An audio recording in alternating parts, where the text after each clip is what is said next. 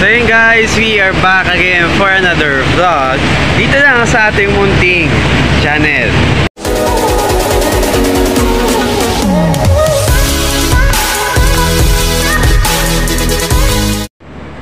So yun guys, for today's video dapat papunta or pabalik kami ng Sasa, Davao. Pero dumiretso kami dito sa may Mati. Part pa rin ng Davao, pero itong nandito sa Mati, hindi siya mismo sa mismong city ng Mati, pero part siya ng Mati. Yan.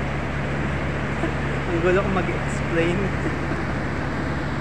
Ito guys, nandito kami ngayon sa mining, wherein kami yung nagde-deliver ng nickel papunta dun sa foreign vessel, which is dun sa foreign vessel DC Weihai. Yan. Dun kami nagde-deliver ngayon ng nickel. And ito yung itsura guys nung pantalan dito guys sa Mati, no? So yun guys, ito yung itsura ngayon ng Mati. Napapalibutan kami ng mga bundok. Ito yung pantalan mismo. Siguro dun sa likod nitong mga puno na yan guys, dyan kumukuha ng nickel. Dun sa likod na yan. And then ayan guys, bali tatlo yung city na nagde-deliver ng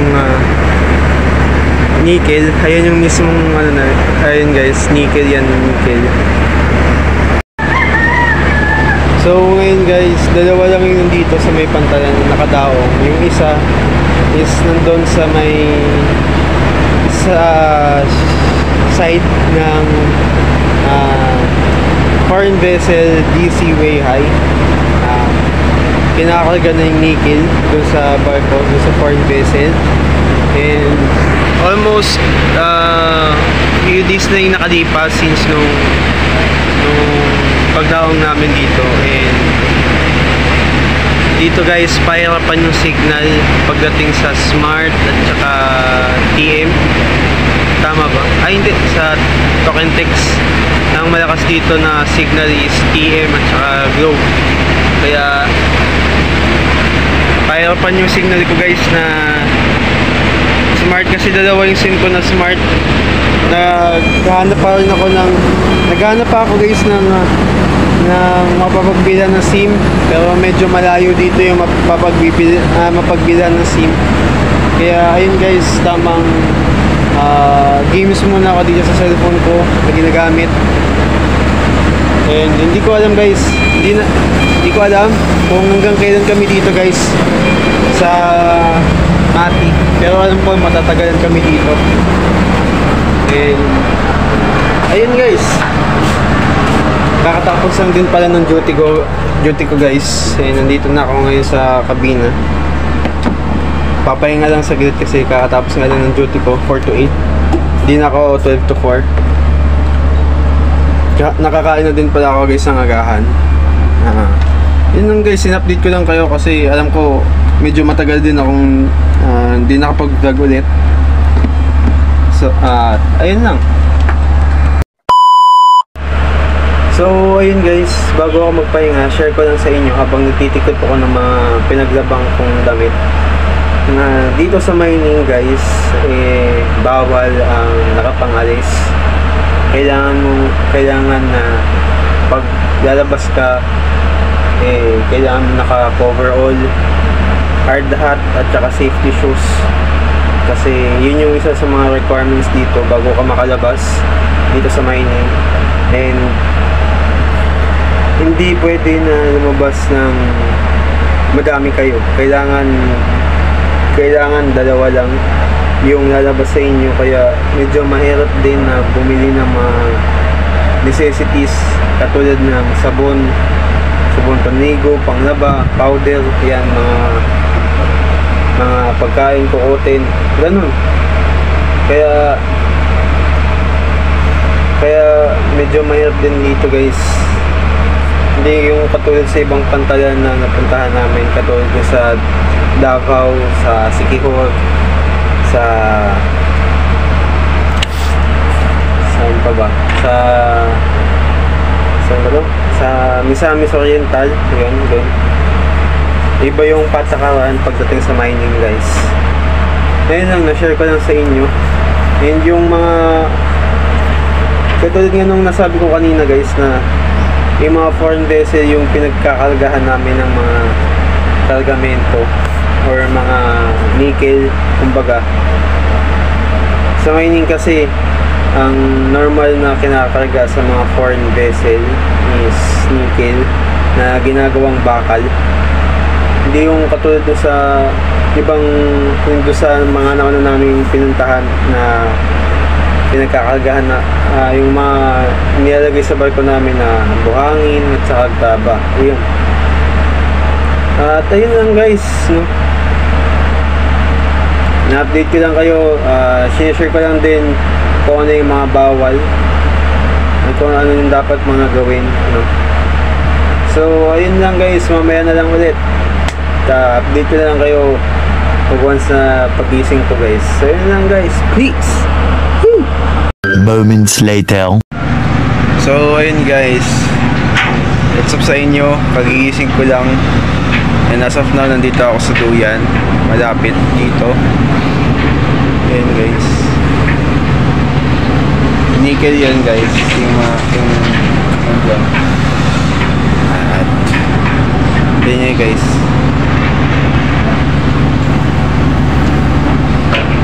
Nandito lang ako sa gilid ng lamp na kumukuha dun sa nickel, guys. Kaya ako nagising kasi nalipungatan ako dun sa init. Malinsangan walang hangin, guys, dito. Minsan walang hangin, mahirap. And ayun lang, guys, update ko lang kayo. And malapit na din tong matapos, malapit na maubos to. Hindi naman totally talaga nauubos to nandito, guys. Hindi yan nauubos, kunti lang na titira dyan. Tapos after nun, standby na, balik na dun sa beaching area, dun sa ginawa namin. And kakalagahan ulit kami ng nickel.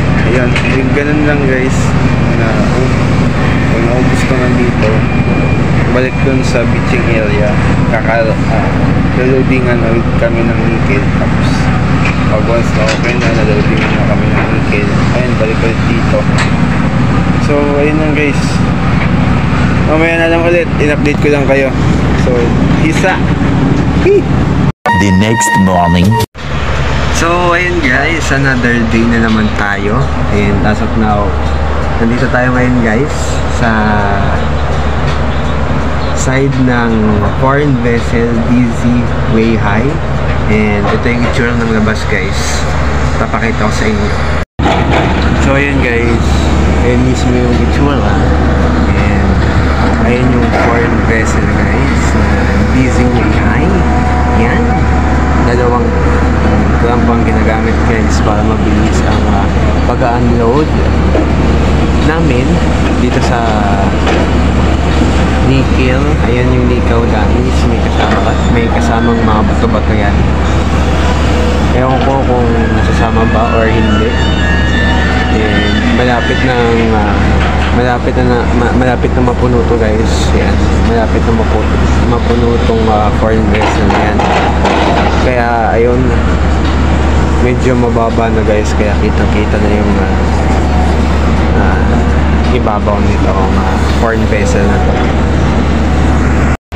Kaya medyo mababa yung boses ko. Hindi ako masyadong maingay kasi may natutulog dito sa kabina. Nagpapahinga lang din naman ako kasi maya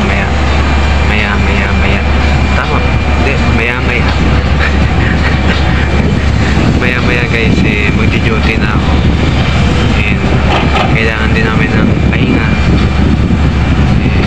Kaya kasi yung standby namin dito, guys, is medyo mabilis lang. Siguro mga 2 to 3 hours lang yung standby. Mabilis lang kasi itong mga kasi dalawang clamp yung ginagamit. Siguro more 2 to 3 hours or 4 hours yung pag-unload. And then after nun, diretso na ng standby. Tapos beaching. Punta na ulit kami ng beaching area.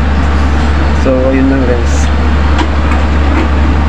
Dito ko lang din muna tatapusin guys. Maraming salamat sa panonood. Don't forget to like, share, comment, and subscribe dito lang sa ating channel. And don't forget to ring the notification bell for more updates. So yun lang guys. Peace out. Subscribe. But I'm broken hearted, but I like to party, but I got